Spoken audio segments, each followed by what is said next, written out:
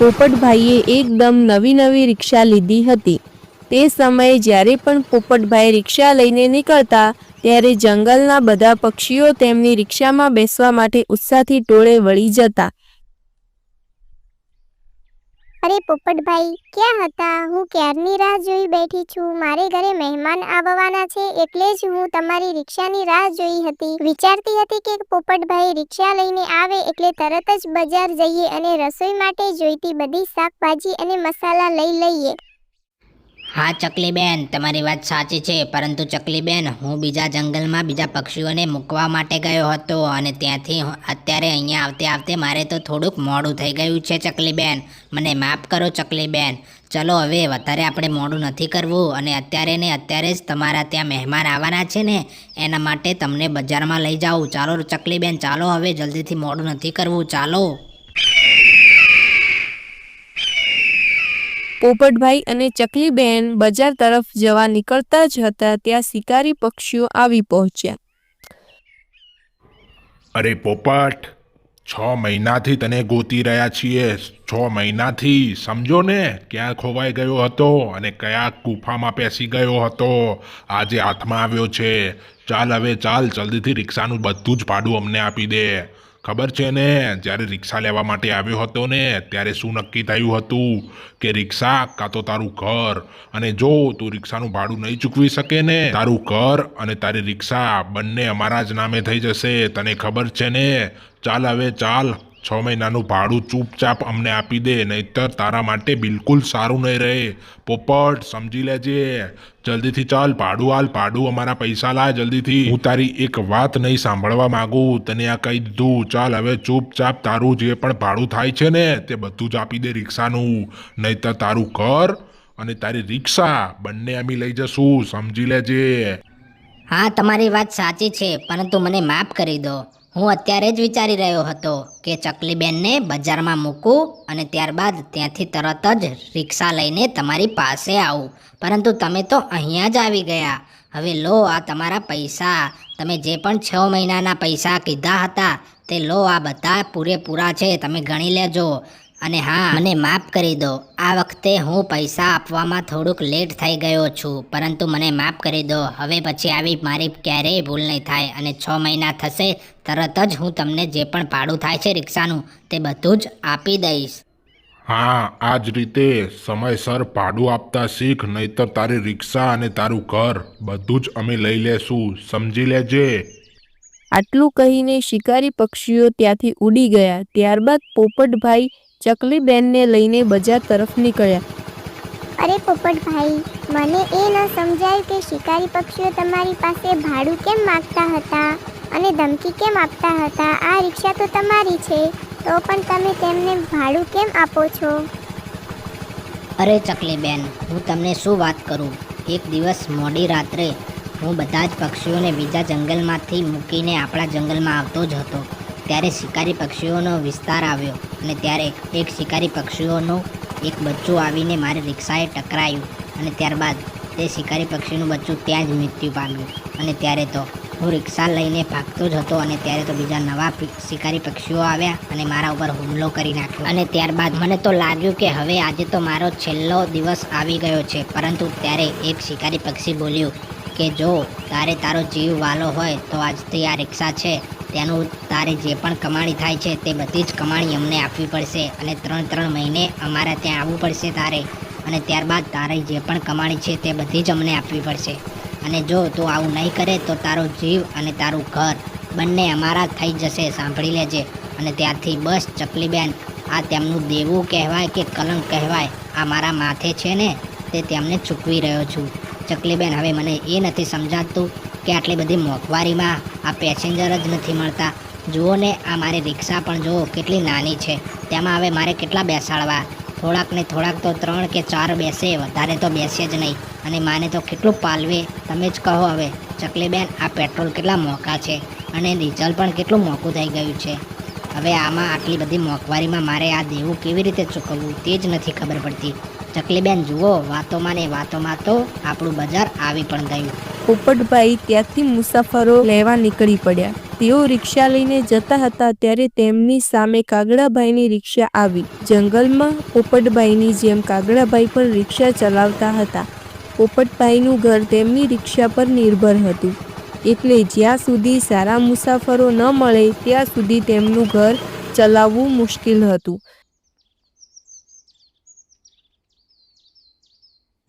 અરે મીનુ માસી, ચાલો ચાલો જલ્દીથી બેસી જાઓ, મારી રિક્ષા આવી ગઈ છે. બોલો બોલો, તમારે ક્યાં જવું છે? અરે પોપટભાઈ, અમે તો બજારમાં આવ્યા હતા, અમારે થોડુંક કામ હતું એટલે, અને હવે અમને બજારમાં તો રિક્ષાઓ મળી નહીં એટલે આ બાજુ આવી ગયા, અને આ બાજુ તમે મને મળી ગયા. હવે ચાલો, હવે જલ્દીથી, અમારે તો મોડું થાય છે, અમારે ત્રણેયને તો ઘરે જ આવવાનું છે.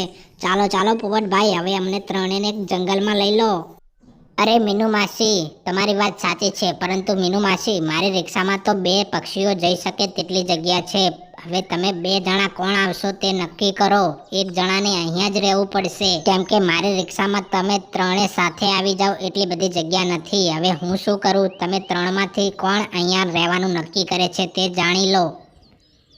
અરે મારે તો આવવું જ પડશે ઘરે, કેમ કે મારે અહીંયા નથી રહેવું અને મારે તો ઘણું બધું મોડું થઈ ગયું છે, એટલા માટે મારે તો અત્યારે ને અત્યારે જ આવવું પડશે. મીનુ માસી, તમે બંનેમાંથી નક્કી કરી લો કે કોણ અહીંયા રહેશે. કુંવરભાઈ, મારે પણ ઘણું બધું મોડું થઈ ગયું છે, એટલા માટે હવે ઘરે જઈને હજુ તો રસોઈ પણ બનાવવાની છે, એટલા માટે મારે અત્યારે ને અત્યારે ઘરે જવું જરૂરી છે. કબૂતરભાઈ, તમે અહીંયા રોકાઓ, હું અને કુંવરભાઈ બંને અત્યારે પોપટભાઈની રિક્ષામાં ઘરે જઈએ. ઠીક છે મીનુ માસી, તમે બંને જાઓ, હું અહીંયા જઉં છું અને બીજી રિક્ષા આવે એટલે તેમાં આવું છું. તમે સુખ શાંતિથી ઘરે પહોંચો.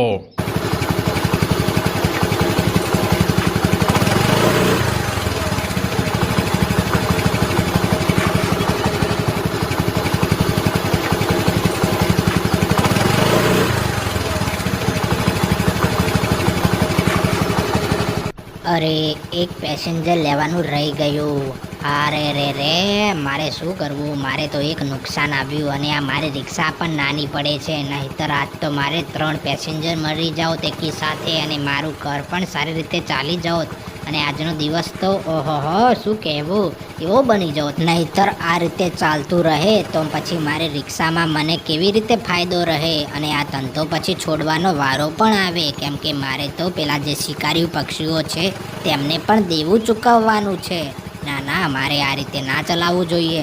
મારે કંઈક વિચારવું જ પડે જેથી કરીને મને ફાયદો થાય, અને ત્યારે હું આ જે દેવું છે મારા માથે તે ચૂકવી શકું. આજે તો મારે એક પેસેન્જરનું નુકસાન આવ્યું છે, પરંતુ ના, આ રીતે ના ચાલે. મારે કંઈક તો વિચારવું જ પડશે, નહીંતર પછી આ રીતે ચાલતું રહ્યું તો પેસેન્જર તો ઘણા બધા છે બેસવા માટે, પરંતુ હવે મારી રિક્ષામાં જ જગ્યા નથી, તો શું કરવું? મારે આજે ને આજે કંઈક તો વિચારવું જ પડશે જેથી કરીને મને આ રિક્ષામાં નફો રહે. નહીં તો આ રીતે તો કાગડાભાઈની પણ રિક્ષા છે, તો તેમના પણ અંદર પેસેન્જર બેસી જાય, અને આ રીતે તો મારે જ નુકસાન આવે. હવે મારે કંઈક ને કંઈક આજે જ વિચારવું પડશે.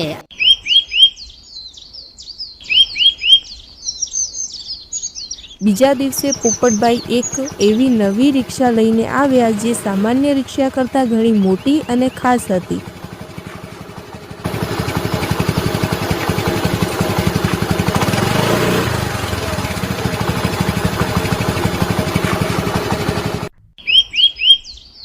અરે પોપટભાઈ, આ કેવી રિક્ષા લઈને આવ્યા છો? આવડી મોટી હું તો પહેલી વાર જોઉં છું રિક્ષા. અરે રે, 2 રિક્ષાઓ એકમાં આવી ગઈ હોય એવું લાગે છે. પોપટભાઈ, આવી રિક્ષા ક્યાંથી લાવ્યા છો તમે? અરે મીનુ માસી, આ રિક્ષા મેં જાતે જ બનાવી છે, અને આ રિક્ષા બનાવવાનો વિચાર મને કાલે આવ્યો જ્યારે કબૂતરભાઈને આપણે મૂકીને આવ્યા ને ત્યારે, કેમ કે મારા જ રિક્ષામાં જો પેસેન્જર ઓછા મળશે તો મને કેવી રીતે પાલવે, એટલા માટે મેં આ રિક્ષા મારી જાતે જ બનાવી દીધી છે, અને હવે તો આ રિક્ષામાં ઘણા બધા પેસેન્જર બેસી શકે. હવે તમારે બિલકુલ ચિંતા કરવાની જરૂર નથી, કેમ કે હવે તમે ગમે એટલા હશો સાથે જ એક બીજી જગ્યાએ જઈ શકશો, અને આ રિક્ષા પણ તમારી માટે ખાસ જ બનાવવામાં આવી છે. તો મીનુ માસી, તમને કેવી લાગી મારી આ રિક્ષા? અરે પોપટભાઈ, કહેવું પડે હો, તમે અમારા વિશે વિચારી રહ્યા હતા એ સારું થયું, અને જ્યાંથી કરીને તમે આ રિક્ષા બનાવી દીધી છે. અમને પણ ખૂબ જ તકલીફ પડતી હતી કે કેમ કે અમારે અહીંયાથી બીજી જગ્યાએ ઘણા બધા મિત્રોને સાથે જવું હોય ત્યારે એક સાથે ના જઈ શકતા, એટલા માટે હવે આ સમસ્યા તમે દૂર કરી છે. વાહ પોપટભાઈ વાહ, હો કહેવું પડે. પોપટભાઈ હવે અમારે બધાને બજારમાં જવું છે ખરીદી કરવા માટે. હવે અમને મૂકવા ચાલો જલ્દીથી, ચાલો. અમને પણ કેવી મજા આવે છે, અમે પણ બધા સાથે જઈએ પછી અમને કેવી મજા આવે છે તે પણ જોઈએ. ચાલો પોપટભાઈ ચાલો, હવે અમે પણ તમારી રિક્ષાનો પહેલો આંટો મારીએ, પછી અમે વિચારીશું કે કેવી છે રિક્ષા.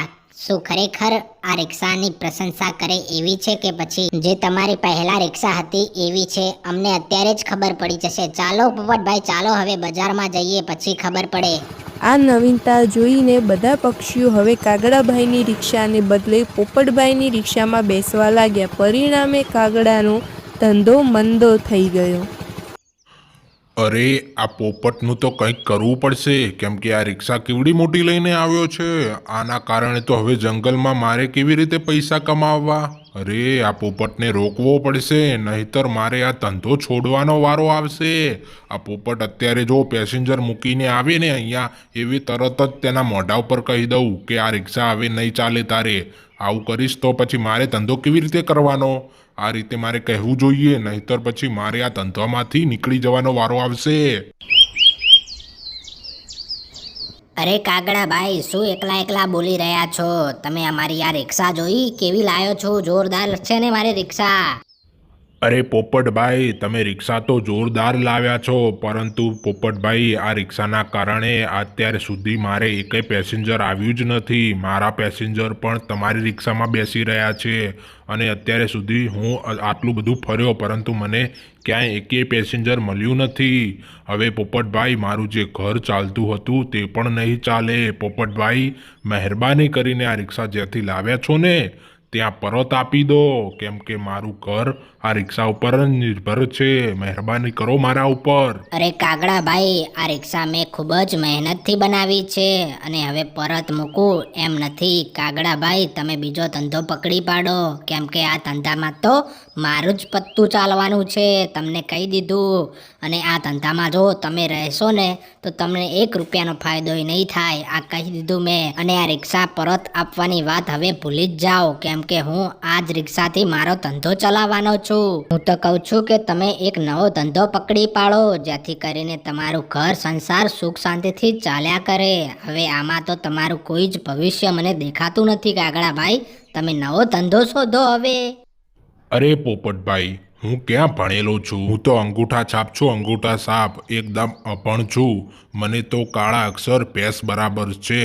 પોપટભાઈ તમે તો ભણેલા છો, તમે બીજો કોઈ રસ્તો અને બીજો કોઈ ધંધો પકડશો ને તો પણ તમે કરી શકશો. હું તો માત્ર રિક્ષા ચલાવવાનું જ કામ કરું છું અને તે મને આવડે છે, એટલા માટે મેં આ રસ્તો પસંદ કર્યો હતો અને આ ધંધો પણ મેં ચાલુ કર્યો હતો. પરંતુ પોપટભાઈ હવે મહેરબાની કરો અને આ ધંધામાંથી તમે કંઈક બીજું નવું કરી નાખો, કેમ કે આ ધંધામાં તો હવે મને રહેવા દો, કેમ કે મારું ભવિષ્ય આ ધંધામાં છે. પોપટભાઈ મારા ઉપર મહેરબાની કરો અને આ ધંધામાંથી તમે નીકળી જાઓ અને મને રહેવા દો. પોપટભાઈ તમે બીજો પણ ધંધો કરી શકશો, પરંતુ હું કેવી રીતે બીજો ધંધો કરી શકીશ? પોપટભાઈ મહેરબાની કરો મારા ઉપર. અરે હું અહીંયા મહેરબાની કરવા નથી આવ્યો કાગડાભાઈ, તમે તમારો ધંધો શોધી લો, કેમ કે આ ધંધામાં તો મેં જ પ્રગતિ આગળ કરી છે. એટલા માટે કહું છું કે મહેરબાની કરવાનું તો વાત ભૂલી જાઓ. અહીંયા હું ધંધો કરવા આવ્યો છું, ધંધો, મહેરબાની કરવા નથી આવ્યો. આ વાત કાન ખોલીને સાંભળી લેજો, હું અહીંયા મહેરબાની કરવા નથી આવ્યો, પરંતુ હું અહીંયા ધંધો કરવા આવ્યો છું, ધંધો કરવા. આ સમયે ચકલીબેન ત્યાં આવી પહોંચ્યા અને પોપટભાઈ કાગડાભાઈ વચ્ચેની ઘરમાં ગરમી જોઈ. અરે પોપટભાઈ કાગડાભાઈ શું થયું? કેમ બંને લડી રહ્યા છો? અરે ચકલીબેન જુઓ ને, આ પોપટભાઈ એક નવી રિક્ષા લાવ્યા છે, જેથી કરીને મારે કોઈ જ હવે ધંધો થઈ શકતો નથી, કેમ કે પોપટભાઈની રિક્ષા કેટલી મોટી છે અને જેના કારણે હવે પેસેન્જરો મારી રિક્ષામાં બેસતા નથી અને પોપટભાઈ મને કહે છે કે હવે આ ધંધો તમે છોડી દો. પોપટભાઈને હવે મેં પણ કહ્યું છે કે આ ધંધો કેવી રીતે છોડું. તમે તો ભણેલા છો અને તમે બીજો ધંધો પણ કરી શકો છો, પરંતુ હવે ચકલીબેન તમે જ કહો. હું તો ક્યાં ભણેલું છું, હું તો અંગૂઠા છાપ છું, અંગૂઠા છાપ. જેથી કરીને મને કોણ નોકરી રાખશે. એટલા માટે મેં પોપટભાઈને કહ્યું કે કાં તો આ રિક્ષા પાછી આપી દો, કાં તો તમે બીજો ધંધો ચાલુ કરી દો, જેથી કરીને મારું ઘર સંસાર ચાલે. અને હા ચકલીબેન, હું તમને વાત કરું તો મારું બધું જ ઘર સંસાર મારી આ રિક્ષાથી ચાલે છે. અને આજે તો મને 1 રૂપિયાનો પણ નફો નથી થયો કે કશું જ થયું નથી. હવે શું કરું હું? હવે ઘરે જઈને કેટલા પૈસા આપીશ તે પણ હવે શું તમારે કંઈ વિચારવાનું કે નહીં, એ જ આ ચર્ચા કરતા હતા અને તમે આવી ગયા. હવે તમે જ કહો પોપટભાઈને, તમે જ સમજાવો ચકલીબેન. ચકલીબેન, પરંતુ હું બીજી રીતે ધંધો કેવી રીતે કરી શકું? આ ધંધામાં મેં ઘણી બધી મહેનત કરી છે અને આ મહેનત કરીને મેં આ રિક્ષા બનાવી છે અને આ રિક્ષાના કારણે જ હવે મને ઘણો બધો નફો થઈ રહ્યો છે.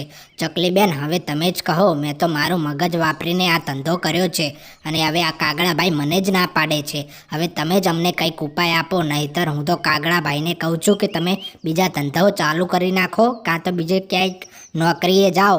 અહીંયા હવે તમારું કશું જ કામ નથી રહ્યું. મેં તો કહી દીધું છે, તમને લગીર 1 રૂપિયાનો પણ હવે નફો નહીં થાય આ ધંધામાં.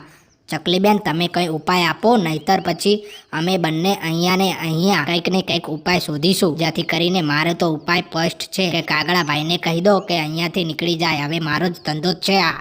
પોપટભાઈ, કાગડાભાઈ, શાંતિ રાખો. તમારી પાસે એક રસ્તો છે જેથી તમારા બંનેના ઘર સારી રીતે ચાલી શકે.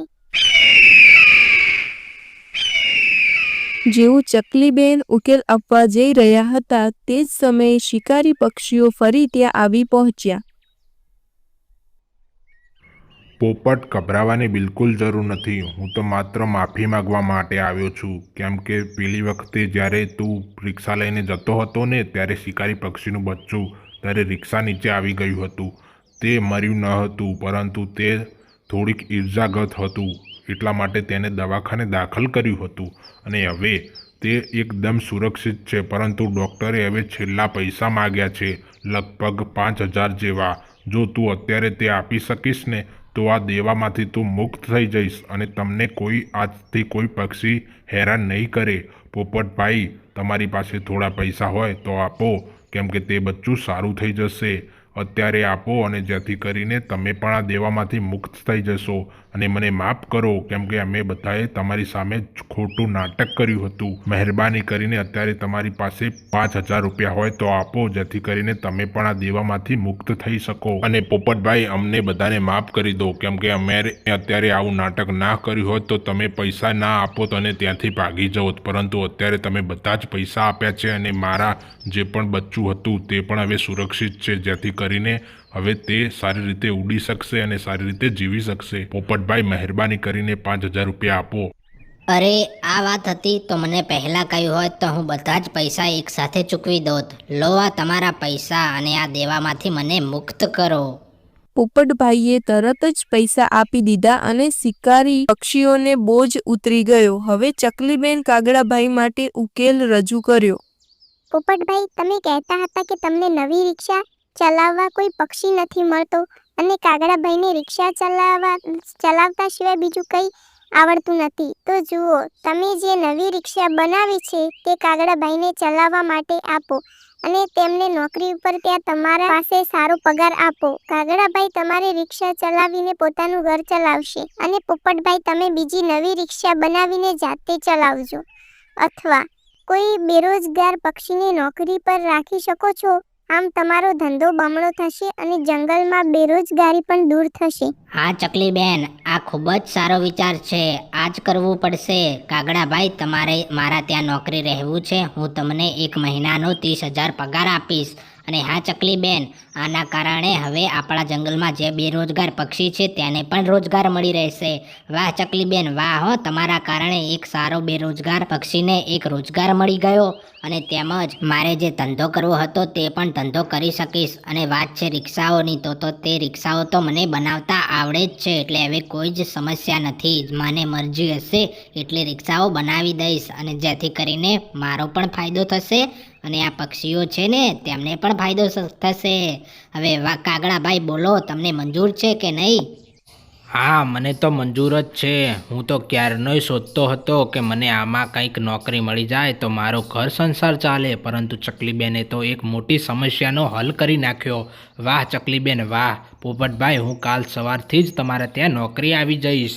કાગડાભાઈને રોજગાર મળ્યો. પોપટભાઈનો ધંધો પણ બમણો થયો.